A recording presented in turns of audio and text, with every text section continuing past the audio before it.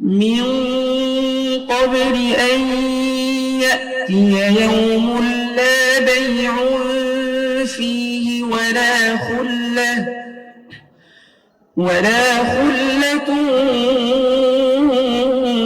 ولا شفاعة والكافرون هم الظالمون। আসসালামু আলাইকুম রহমতুল্লাহি ওয়া বারাকাতুহু। আজকের ভিডিওটা অত্যন্ত গুরুত্বপূর্ণ হতে যাচ্ছে। প্রিয় দর্শক, ঢাকা বিশ্ববিদ্যালয়ের অনুষ্ঠানের মধ্যে বিশ্বজয়ী হাফেজ সালেহ আহমদ তাকরিমের কণ্ঠে অসাধারণ কোরআন তেলাওয়াত করে হাজারো মানুষের মন কেড়ে নিল। প্রিয় দর্শক, চলেন সালেহ আহমদ তাকরিমের কণ্ঠে কোরআন তেলাওয়াতটা শুনে আসি।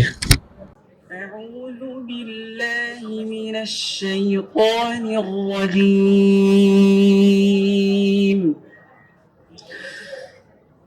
بسم الله الرحمن الرحيم. يا أيها الذين آمنوا أنفقوا مما رزقناكم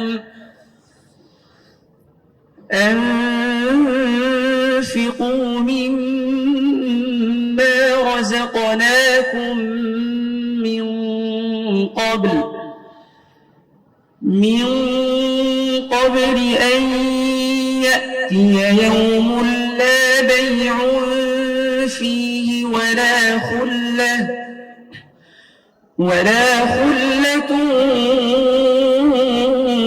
ولا شفاعة والكافرون هم الظالمون.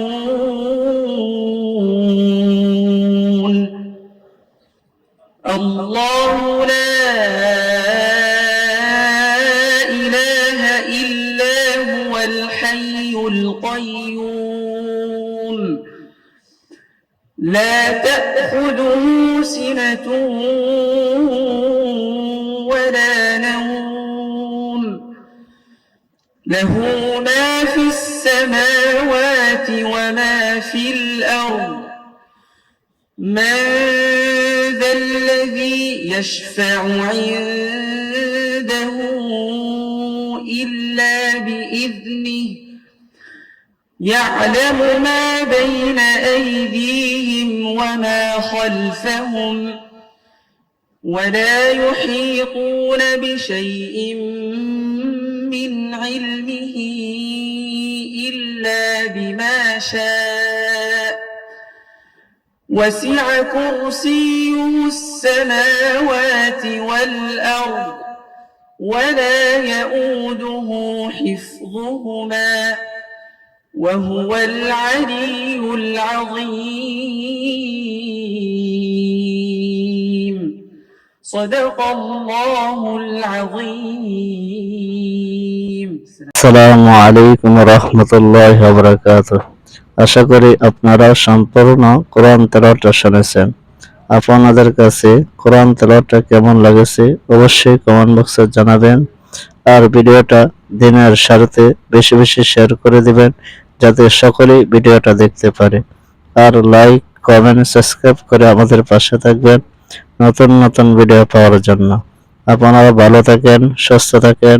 পরবর্তী ভিডিওতে আবার সাক্ষাৎ হবে ইনশাআল্লাহ। আসসালামু আলাইকুম রহমতুল্লাহি ওয়া বারাকাতুহু।